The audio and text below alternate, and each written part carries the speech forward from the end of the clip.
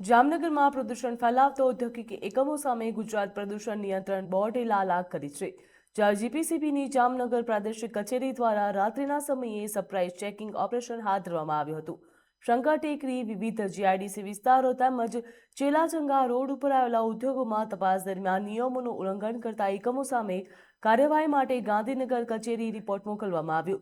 GPCB દ્વારા છેલ્લા 3 મહિનામાં પણ પ્રદૂષણ ફેલાવતા એકમો સામે વ્યાપક કાર્યવાહી પણ હાથ ધરવામાં આવી છે.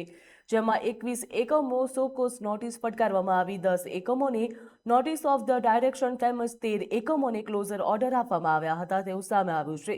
બોર્ડના અધિકારીઓએ સ્પષ્ટ કર્યું છે કે પર્યાવરણને નુકસાન પહોંચાડતા અને નિયમોનું પાલન ન કરતા ઉદ્યોગો સામે આગામી દિવસોમાં પણ આવી જ કડક કાર્યવાહી ચાલુ રહેશે. ગુજરાત પ્રદૂષણ નિયંત્રણ બોર્ડ પ્રાદેશિક કચેરી જામનગર દ્વારા શંકર ટેકરી, દરેર તેમજ આસપાસના ઔદ્યોગિક વિસ્તારમાં આવેલા ઔદ્યોગિક એકમોની વખતો વખત મુલાકાત લેવામાં આવતી હોય છે. તેમાં પણ ખાસ કરીને જે ઔદ્યોગિક ગંદુ પાણી નીકળતું હોય છે તેવા એકમોની તપાસ કરવામાં આવેલ છે.